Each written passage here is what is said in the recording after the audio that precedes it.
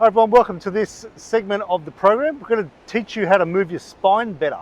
So to move each segment of the spine is very useful for preventing injury, getting stiff segments that aren't moving better. Often in the spine, there's parts of the spine, segments of the spine that don't move too well, and they then cause segments that are below and above that level to have to do more work, and that can become the sore point. So the part that has to move too much becomes a sore point because of things that aren't moving elsewhere. So we want to make it all mobile. So I want you to be able to make essentially a wave through your spine. So we want to make this really free so you contact your body better. So to help this happen, pop your shoes off, pop your socks off so you can feel, we want more skin contact. So we're putting more somatosensory input into the body, so that's feeling through the skin. Just let your feet move, scrunch them up a little bit, then start slapping your hips, slapping your legs. So putting input through the skin, back of the pelvis, lower back, upper back where you can reach. You may be more flexible than me in your shoulders. Then your thumbs. Just rub them down, sides, middle of the spine, sides of the middle of the spine. So you may feel already that there's a bit more feeling, a bit more happening in your body already just from that input going through to the brain. So that input going through the sensory system helps the body try to find where the muscles are and help the joints move. So once you're not sitting at the front, at the back of the chair, sit more towards the front so your back's not supported. Your feet knees about 90 degrees or so is good. And I want you to pop your hands on if you feel the front of your hips, there's a bit of a knobbly bit. It's called the ASIS, anterior superior iliac spine is what it means. So there's a big attachment point for a lot of muscles in your hips. So if you can imagine flashlights, my hands here represent flashlights. At the moment as my pelvis rocks back, let the flashlights shine up. Then if I rock my pelvis forward, the flashlights start to shine down this way. So when I move my pelvis like this, I'm essentially making the flashlights also move. So that's one way you can practice this, the idea. Well, you can just pop your hands on your hips, let your pelvis rock back and forward, and what you'll feel is the sit bones underneath here. You'll feel like there's a bony bit you're sitting on. We want to be able to find that bony bit. For me, it's just there. And if I roll back, I sort of come off it. If I roll too forward, I go into sort of the meat of my legs here.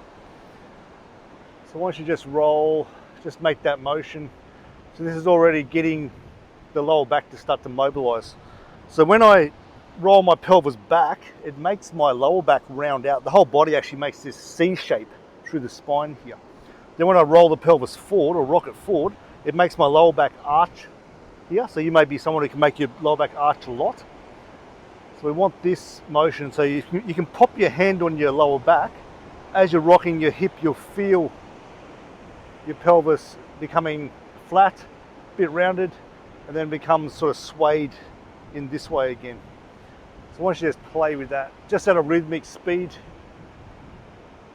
And we're doing none of this at 100% effort. So I'm not going,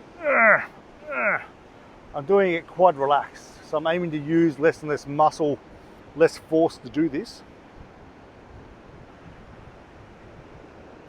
You may feel your lower back muscles work a bit. This is good. You want them to feel warm in your lower back. That's the blood circulation going there. If this hurts your back at all, and generally it's when it starts to rock forward, it gets a bit of a sway if you've got a sore back, you're just going shy of that pain point.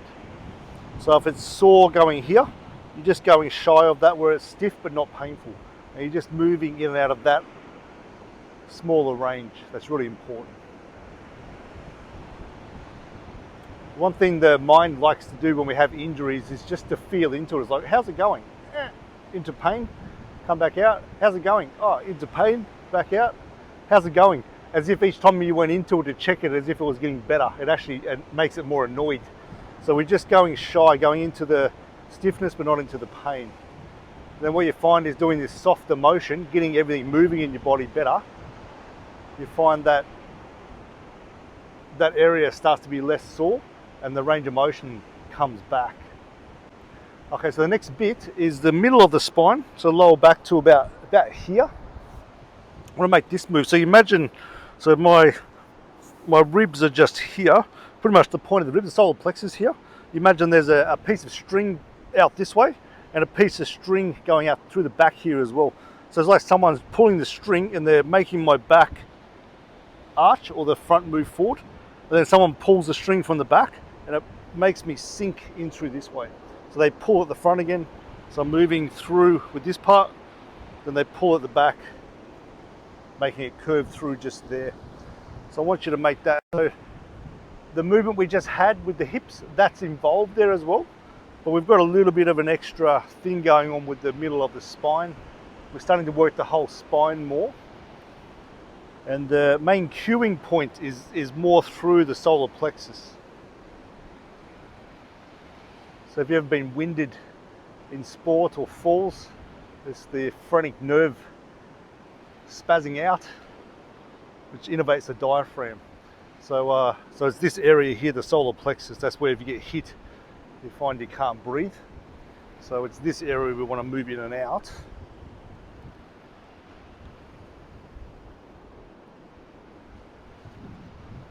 And again, we're not going full 100% motions, it's just relaxed. Over the course of reps, you find that you can go a bit more, feeling less stiff.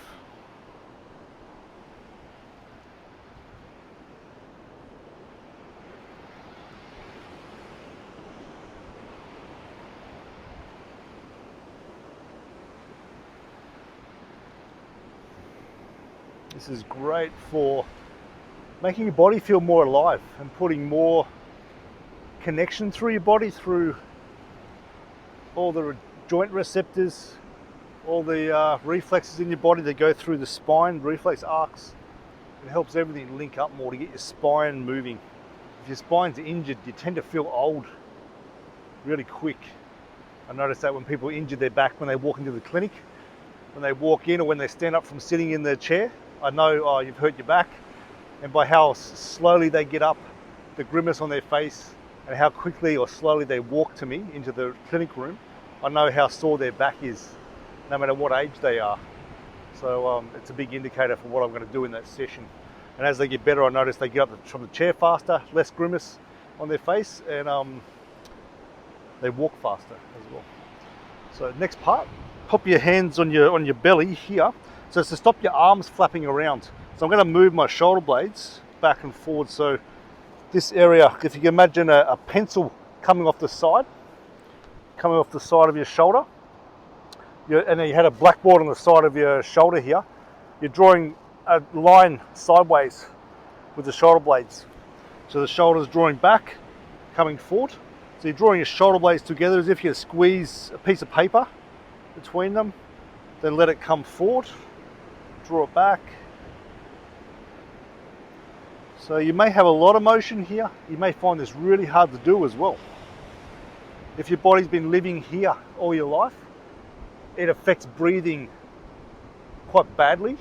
So we want to improve that. We want to improve your posture with this. It overloads your lower back, it makes it hard to breathe in the diaphragm, affects the movement of the organs, and it makes the back muscles that control your shoulder blade and essentially your whole arm pretty much switch off. So they're just not doing their proper job. So you may find getting your shoulder blades to pull back is quite hard to do. And I want you to practice so you can get them to move a lot better. It's like giving yourself a bit of a grease and oil change. Good. So when you pull back here, I want you to have a sense of the shoulder blade pulling back and also going down into the opposite back pocket.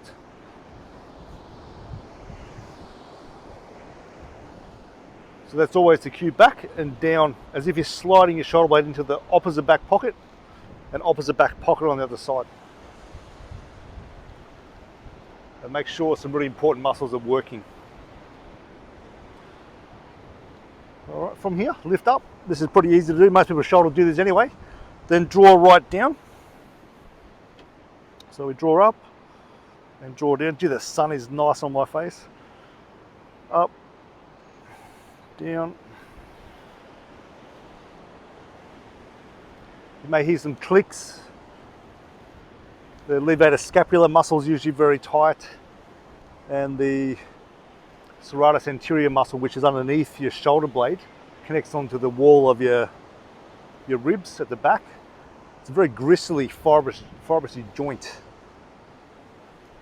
So it can make a grinding sort of feeling as you get it moving, which is fine. Now I want you to circle. So we're contacting all these muscles around here. So we're not doing this with the elbows. Elbows are just doing what they need to. The hands stay on the belly, but you're contacting the shoulder girdle to draw a circle. And we're not doing 100% circle, it's just about 50 to 70%. Still relaxed. Draw back, up, forward, down, back, up, forward, down. Just letting your breathing be in your belly. Letting the shoulders, neck relax. The other way. Up, back, down, forward, up, back, down, forward.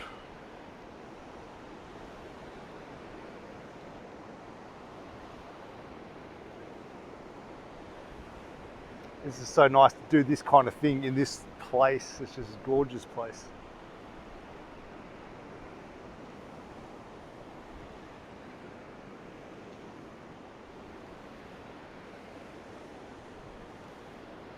Okay, so the next part, make your chin go forward, just comfortably, and draw your chin in. As you draw your chin in, you also have a sense of jacking up the back of the neck or elongating through this part of your head. So you're elongating through here. So chin goes forward, draw in, a sense of draw up. And if you have a really stiff neck, you have some symptoms, nerve symptoms going into your arms, you may have to reduce this motion. So especially on the pull in and draw up, usually that causes problems for people if they have problems in their arms coming from their neck.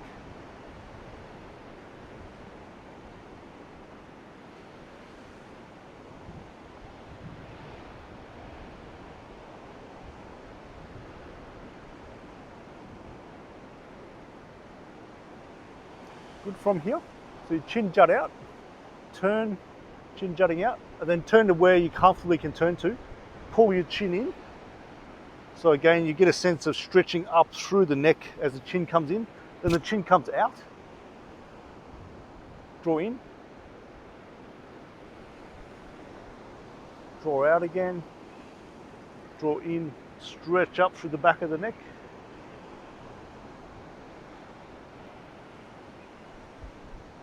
If you feel dizzy at all doing this or changes in your vision, stop it straight away.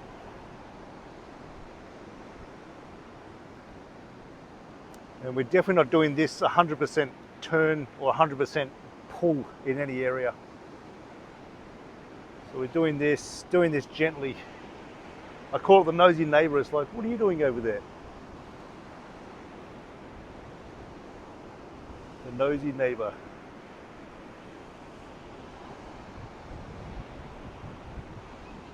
Good. And the last one is a circle. So use your nose as the part that, the chin drawing the circle here. So the chin draws in, up, forward, down. So the chin's making a circle here. And keeping your mouth closed, your tongue on the roof of the mouth, behind your two top front teeth. If you say le, like L-E in French, le, that point there is where you want your tongue to be.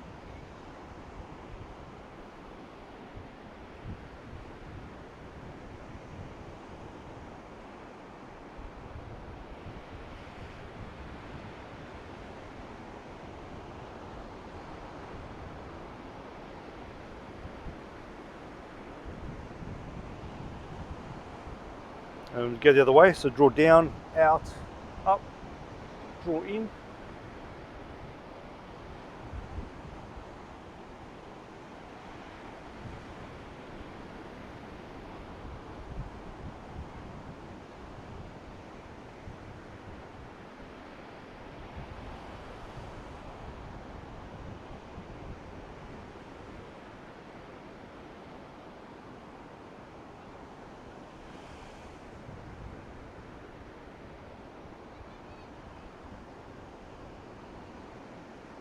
Good. The last bit, see if you can wave your spine now. So let the pelvis rock back, let it wave forward.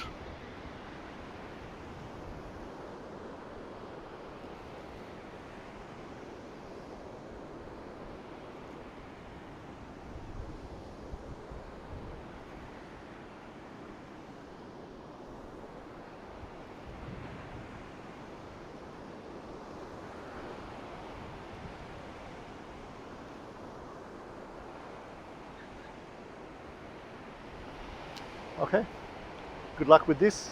Keep practicing till the next session.